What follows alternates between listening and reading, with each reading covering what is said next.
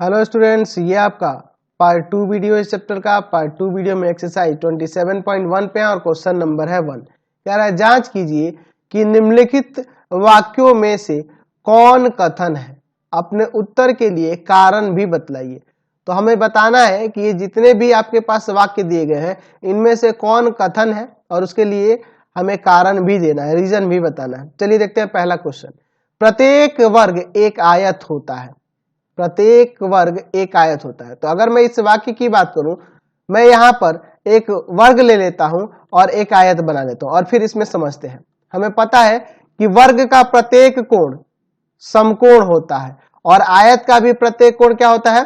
समकोण होता है। वर्ग की चारों भुजाएं आपस में बराबर होती है और आयत की क्या होती है? आमने सामने की भुजाएं बराबर होती है। ये हम लोग जानते हैं। तो अगर मैं वर्ग में कहूं कि इसकी आमने सामने की भुजाएं बराबर होती है तो ये भी सही है। तो हम लोग कह सकते हैं कि प्रत्येक वर्ग एक आयत होता है। तो हम लोग कह सकते हैं पहले नंबर क्वेश्चन के लिए कि यह वाक्य जो दिया हुआ है ना, सत्य है। यह वाक्य सत्य है, सत्य है। अतः अतः जब वह वाक्य सत्य हो गया तो कह सकते हैं कि अतः यह एक कथन है। एक कथन है। हम लोग जानते हैं कि किसी वाक्य का सत्य होना या असत्य होना एक कथन कहलाता है। हम लोग जानते हैं ना जी, पार्ट 1 वीडियो में मैंने आपको बताया था। दूसरा देखिए, कह रहा है एक त्रिभुज में 4 भुजाएं होती है। नहीं, हम लोग जानते हैं कि एक त्रिभुज में 3 भुजाएं होती हैं। एक त्रिभुज में 3 भुजाएं होती हैं। 3 भुजाएं होती हैं। 3 भुजाएं होती हैं, है ना जी? 3 भुजाएं होती हैं। अतः यह वाक्य असत्य है। असत्य है। अच्छा, वाक्य असत्य है। देखो मैंने बता रखा था, सत्य हो या असत्य हो वो क्या कहलाएगा? कथन कहलाएगा। इसलिए यह वाक्य एक कथन है। एक कथन है। कथन है। चलिए इसका आप 3 नंबर देखिए। कह रहा है द्वार खोलिए या दरवाजा खोलिए। तो द्वार खोलना है, दरवाजा खोलना है, यहाँ पे बात हो रही है आदेश देने की। देखिए किसी को हम आदेश दे रहे हैं, द्वार खोलिए या दरवाजा खोलिए। तो यहां कह सकते हैं कि यह वाक्य एक आदेश है। आदेश है। तो ये आदेशात्मक जो आपके पास वाक्य होते हैं ना, वो कथन नहीं होते हैं। केवल घोषणात्मक और निश्चयात्मक वाक्य जो होते हैं वही आपके कथन होते हैं। ये हम लोग जानते हैं। तो इसमें आदेश देने की बात हो रही है तो यहां कह सकते हैं कि अतः यह एक कथन नहीं है। कथन नहीं है। इसी तरह और भी क्वेश्चन दिए हैं। चलिए देखते हैं, बहुत ही इंटरेस्टिंग चैप्टर है ये। चलिए अगला देखते हैं। इसमें का 4 नंबर कह रहा है दिल्ली भारत में है। यार दिल्ली भारत में है, ये तो हमेशा के लिए सत्य है। तो यहां कह सकते हैं इसके 4 नंबर के लिए कि यह वाक्य सदैव सत्य है। सत्य तो है, ये हमेशा के लिए सत्य, सदैव सत्य है। सदैव सत्य है। अतः यह एक कथन है। यह एक कथन है। हमें पता ही है कि किसी वाक्य का सत्य होना या असत्य होना कथन कहलाता है। भगवान आपका भला करे। तो यहां पर हम क्या देख रहे हैं? इसमें ये जो कहा जा रहा है इसमें हमें कोई घोषणा या निश्चय नहीं दिख रहा है। भगवान आपका भला करे, इसमें कोई घोषणा या निश्चय देख रहे हैं? नहीं हो रहा है। तो यहां पे हम कह सकते हैं कि यह वाक्य घोषणात्मक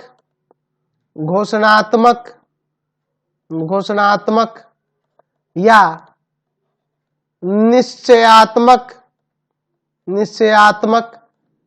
नहीं है। अतः यह एक कथन नहीं है।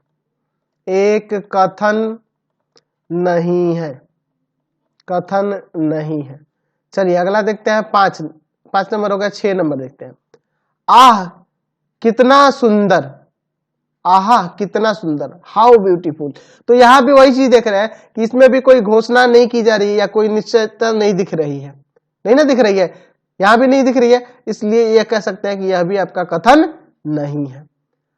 आप कहां जा रहे हैं, आप कहां जा रहे हैं, ठीक है, यहां पे क्वेश्चन मार्क लग जा रहा है, यानी प्रश्न पूछा जा रहा है। इसमें क्या पूछा जा रहा है, प्रश्न पूछा जा रहा है ना, यह आपका प्रश्न सूचक वाक्य दिख रहा है, तो इसलिए यह क्या है, यह भी आपका एक कथन नहीं है। कथन होने के लिए वह वाक्य कैसा होना चाहिए, तो निश्चयात्मक या फिर घोषणात्मक।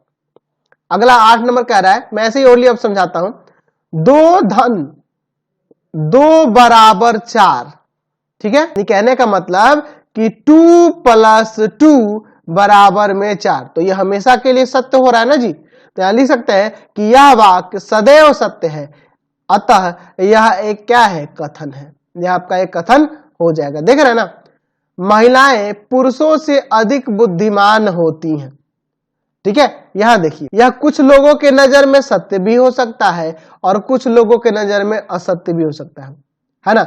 हो सकता है मैं कहूं कि पुरुष जो होते हैं महिलाओं से अधिक बुद्धिमान होते हैं, हो सकता है कोई महिला कहे कि महिलाएं पुरुषों से अधिक बुद्धिमान होती है, हो सकता है ना जी।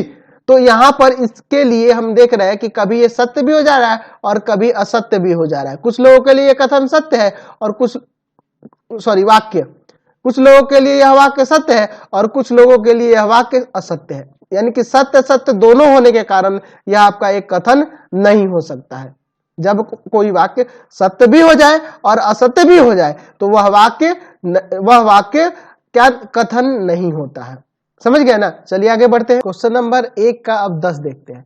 आप दीर्घायु हो, देखिए यहां दीर्घायु हो की बात हो रही है जो, तो यह विस्मयादि बोधक है, ये विस्मयादि बोधक वाक्य देख रहे हैं ना, तो इस तरह से हम लोग कह सकते हैं कि यह भी आपका एक कथन नहीं हो सकता है।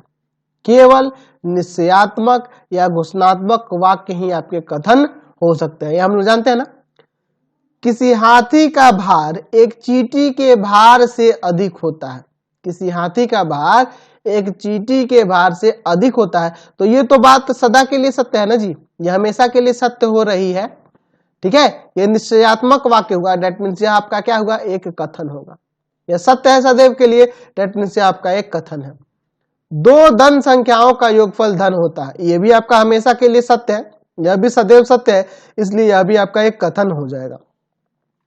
सन 2003 में भारत के राष्ट्रपति एक महिला थी, देखिए सन 2003 में यह क्या है, भारत की राष्ट्रपति एक महिला थी, तो यह वाक्य क्या दिख रहा है, असत्य है, यह वाक्य जो है असत्य थे, उस समय क्या थे, पुरुष थे, इसलिए यह आपका वाक्य असत्य है, लेकिन असत्य हुआ फिर भी ये कथन होगा, ठीक है, वाक्य असत्य है लेकिन यह आपका क्या है, एक कथन है।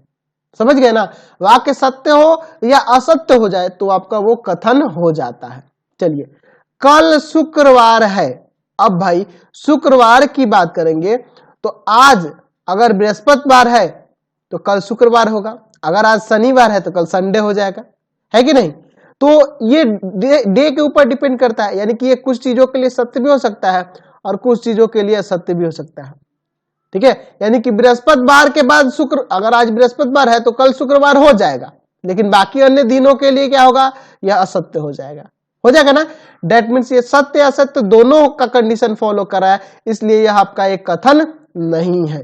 समझ गए ना, इसमें लिख सकते हैं कि अगर आज गुरुवार है तो कल शुक्रवार होगा, लेकिन अन्य दिन होने पे कल शुक्रवार नहीं होगा, अतः यह आपका एक कथन नहीं है। समझ गए ना, क्योंकि ये सत्य सत्य दोनों हो जा रहा है। कश्मीर यहां से बहुत दूर है, भाई मेरे आप कहां रहते हो इसके ऊपर ना डिपेंड करता है। अगर हम लोग कहें कि मैं जम्मू में रहता हूं तो भाई जम्मू से कश्मीर तो नजदीक ना हो जाएगा। अब मैं कहूं कि मैं बिहार में रहता हूं तो ये जगह के ऊपर निर्भर करता है कि वहां से कश्मीर कितना दूर है। तो यहां हम लोग कह सकते हैं कि यह कथन सत्य भी हो सकता है और असत्य भी हो सकता है। अगर मैं जम्मू में रहता हूं तो वहां से मुझे नजदीक पड़ेगा, अगर मैं बिहार में रहता हूं तो थोड़ा दूर पड़ेगा। तो इसलिए ये कुछ चीजों के लिए सत्य, कुछ जगहों के लिए सत्य भी हो सकता है और असत्य भी हो सकता है, ठीक है। तो इसलिए यहां पे कह सकते हैं कि यह कथन नहीं है। समझिए ना। चलिए क्वेश्चन नंबर 2 देखिए, जांच कीजिए कि निम्नलिखित वाक्यों में से कौन कथन है और अपने उत्तर के लिए कारण भी बताइए। चलिए पिछले क्वेश्चन की तरह ही है, इसको देखते हैं। चलिए पहला क्वेश्चन देखिए, कह रहा है कि सभी अभाज्य संख्याएं विषम संख्याएं होती हैं। देखिए सभी अभाज्य संख्याएं विषम संख्याएं नहीं होती हैं। कैसे नहीं होती है? क्योंकि अगर मैं बात करूं 2 की, तो 2 आपका एक अभाज्य संख्या है, लेकिन यह क्या है, एक सम संख्या भी है। तो यह कैसा दिख रहा है? यह वाक्य जो दिख रहा है असत्य है। यह वाक्य असत्य है, असत्य है, असत्य है। क्योंकि 2 एक अभाज्य संख्या होते हुए भी, अभाज्य संख्या होते हुए भी एक सम संख्या है, एक सम संख्या है। तो ये कथन आपका, सॉरी, ये जो आपका वाक्य देख रहे हैं यह आपका असत्य हो रहा है। और जब वाक्य सत्य हो या असत्य हो तो वो क्या हो जाता है, कथन हो जाता है। तो यहां लिख सकते हैं कि अतः यह वाक्य एक कथन है। चलिए दूसरा नंबर, 1 महीने में 40 दिन होते हैं। ये तो हमेशा के लिए सत्य है ना जी। दूसरा नंबर आप लिख सकते हो कि यह वाक्य सदैव असत्य है। धरती पे तो सत्य नहीं है भाई, कहीं और ग्रह पे होगा तो हो सकता है, धरती के लिए सत्य नहीं है, यह असत्य है हमेशा के लिए। ठीक है, क्योंकि हमें पता है कि 1 महीने में अधिकतम कितने दिन होते हैं, 31 दिन होते हैं। क्योंकि 1 महीने में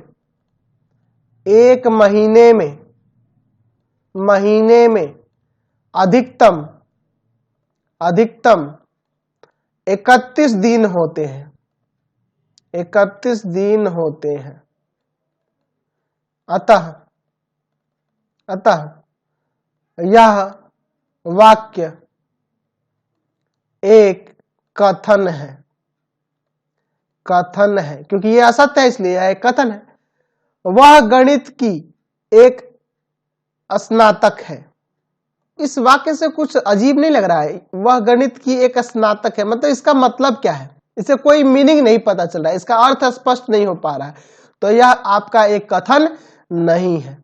लिख सकते हैं कि इस वाक्य से हमें शब्द स्पष्ट नहीं हो पा रहे हैं। ठीक है, इसका मीनिंग कोई नहीं मिल पा रहा है, इसलिए यह आपका एक कथन नहीं है। आग सदैव गर्म होती है।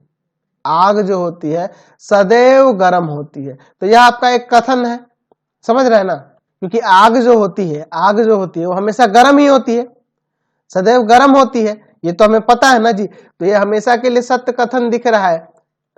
ठीक है, आपका यह वाक्य जो है हमेशा के लिए सत्य है, इसलिए यह आपका क्या है, एक कथन है। चलिए, अपना गृह कार्य कीजिए। यहाँ पे हम आदेश दे रहे हैं।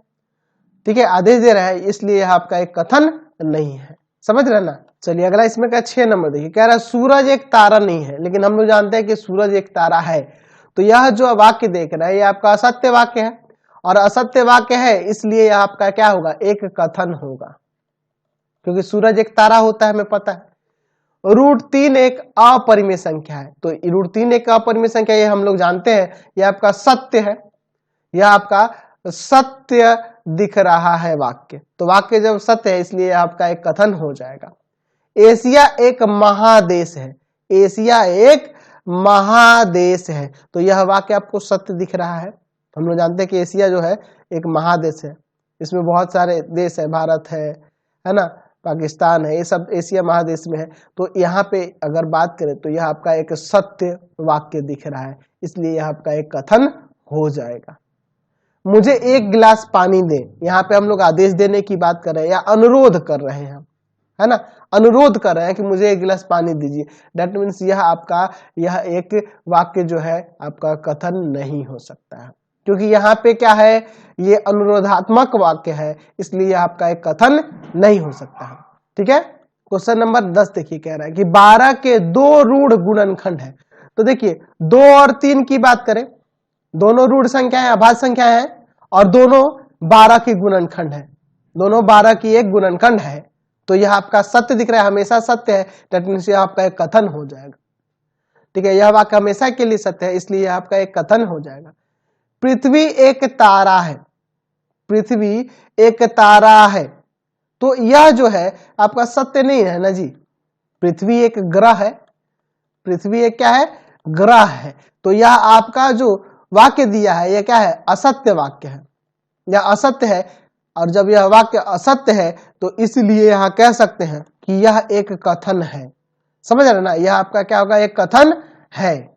चलिए अगला देखते हैं, इसी में का 12 नंबर, चतुर्भुज में 3 भुजाएं होती हैं, यह बिल्कुल असत्य है, असत्य है। यह वाक्य क्या है, असत्य है, क्योंकि हमें पता है कि चतुर्भुज में 4 भुजाएं होती है।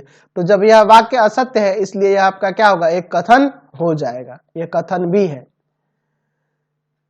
क्या आपने ताजमहल देखा है, तो यहां देख रहे हैं ना, प्रश्न पूछा जा रहा है, देख रहे हैं ना, एक प्रश्न पूछा जा रहा है, दैट मीन्स यह आपका एक कथन नहीं है, यह कथन नहीं हो सकता है, क्योंकि ये इसमें हम इस वाक्य में क्या देख रहे हैं, प्रश्न पूछा जा रहा है। और हम लोग जानते हैं कि घोषणात्मक या निश्चयात्मक वाक्यों को ही हम लोग कथन कहते हैं, है ना जी। चलिए आगे बढ़ते हैं अगले क्वेश्चन पे। चलिए क्वेश्चन नंबर 3 में देखिए क्या कह रहा है, कह रहा है जांच कीजिए कि निम्नलिखित वाक्यों में से कौन कथन है, अपने उत्तर के लिए कारण भी बताइए। चलिए पहला क्वेश्चन देखिए क्या कह रहा है, 1 महीने में 35 दिन होते हैं, यह वाक्य कैसा है, असत्य है।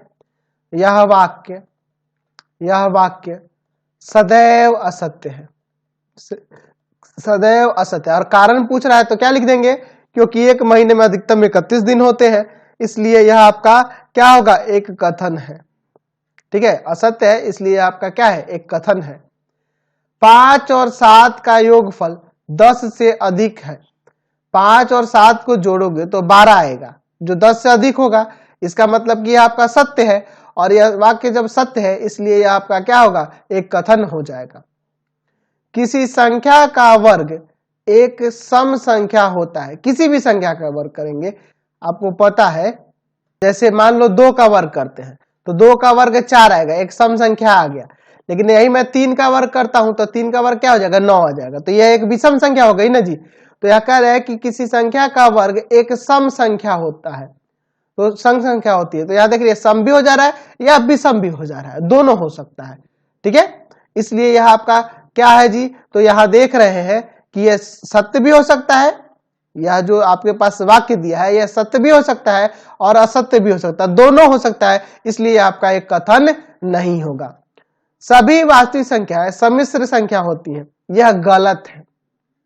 ठीक है, यह वाक्य जो देख रहे हैं यह गलत है। सॉरी, सभी वास्तविक संख्याएं सम्मिश्र संख्या, अच्छा मैं कोई वास्तविक संख्या लेता हूं 2/3, तो इसमें प्लस 0 इंटू आयोटा नहीं कर सकता हूं, कर सकता हूं ना, यानी यहां कह सकते हैं कि सभी वास्तविक संख्याएं सम्मिश्र संख्या होती है, ये सत्य है। सॉरी, यह आपका कैसा है, कथन, यह कैसा वाक्य है, तो सत्य वाक्य है, इसलिए यह आपका एक कथन होगा। मैंने ध्यान नहीं दिया, आप किसी भी वास्तविक संख्या को सम्मिश्र संख्या के रूप में लिख सकते हो। ठीक है, चलिए अगला क्या कह रहा है, 5 नंबर, 8 6 से कम है, 8 जो है 6 से कम है, यह क्या कह रहा है, 8 जो है 6 से कम है, ये तो गलत होगा ना, यह आपका क्या होगा, असत्य है। यह वाक्य क्या है, असत्य है, इसलिए यह आपका एक कथन है। तो वाक्य अगर सत्य या असत्य हो जाता है तब वो एक कथन हो जाता है। अगला कह रहा है 6 नंबर, सूर्य एक तारा है, यह हमेशा के लिए सत्य है, देख रहे हैं ना, सत्य है, तो इसलिए यह कह सकते हैं कि यह आपका एक कथन है। यह वाक्य सत्य है, हम लोग पहले से वैज्ञानिक रूप से भी साबित हो चुका है, प्रमाणित हो चुका है कि सूर्य भी एक तारा है, इसलिए यहाँ पे कह सकते हैं कि यह आपका एक कथन है। समझ गए ना, चलते अगले क्वेश्चन पे। क्वेश्चन नंबर 4 देखिए, क्या निम्नलिखित कथनों में से प्रत्येक का सत्यमान लिखे। सत्यमान लिखना मैंने बता रखा था कि अगर दिया हुआ जो कथन है सत्य होता है तो उसके लिए हम लोग उसका सत्यमान टी लिखते हैं, ट्रू लिखते हैं। अगर वह दिया गया कथन असत्य होता है तो उसके लिए उसका सत्यमान एफ लिखते हैं, यानी फॉल्स लिखते हैं। समझ गए। तो पहला क्वेश्चन कह रहा है कि प्रत्येक वर्ग एक आयत होता है, तो ये आपका सत्य कथन दिख रहा है, इसलिए इसका सत्यमान टी हो जाएगा। सभी पूर्णांक प्राकृत संख्या है, तो पूर्णांकों की बात करेंगे तो हमें पता है कि केवल धनात्मक पूर्णांक की प्राकृत संख्या होता है, केवल धनात्मक पूर्णांक ही प्राकृत संख्याएं होंगी। अगर मैं इधर 0, -1, -2 इन सब की बात करूं तो ये सारे पूर्णांक आपकी प्राकृत संख्या में नहीं आते हैं। तो यहाँ पे ये क्या दिख रहा है, यह कथन असत्य दिख रहा है, इसलिए इसका सत्यमान F होगा। एक वर्ग समीकरण के सदा वास्तविक मूल होते हैं। तो हम लोग पढ़े हुए हैं कि अगर कोई क्वाड्रेटिक इक्वेशन देता है, वर्ग समीकरण देता है या द्विघात समीकरण देता है, तो उसका वास्तविक मूल के साथ साथ काल्पनिक मूल भी होता है। हमें पता है वास्तविक मूल भी हो सकता है या काल्पनिक मूल भी हो सकता है। तो यह हमेशा के लिए सत्य नहीं है, यानी कि यह जो कथन है असत्य है, और असत्य होने के कारण इसका सत्यमान F हो जाएगा। समझ गए ना बात को। अब हम लोग पढ़े 10वां क्लास में भी कि अगर मैं क्वाड्रेटिक इक्वेशन की बात करूं तो इसमें हम लोग बताए ना, विविधकर का मान यानी d का मान 0 से बड़ा हो जाता था तो वास्तविक मूल होता था, और d का मान 0 से छोटा होने पे काल्पनिक मूल होते थे। ठीक है, अगला बात करते हैं 4 नंबर। परिमेय संख्याओं की संख्या सीमित होती है। ये भी असत्य दिख रहा है भाई। परिमेय संख्याएं अनगिनत होती है, हमें पता है, तो इसका सत्यमान F हो जाएगा। 0 एक मिश्र संख्या है। मिश्र का मतलब समझते हैं, कॉम्प्लेक्स नंबर है, सम्मिश्र संख्या है। तो यहाँ पे बात करें 0 की, तो 0 भी आपका एक सम्मिश्र संख्या के रूप में लिखा जा सकता है।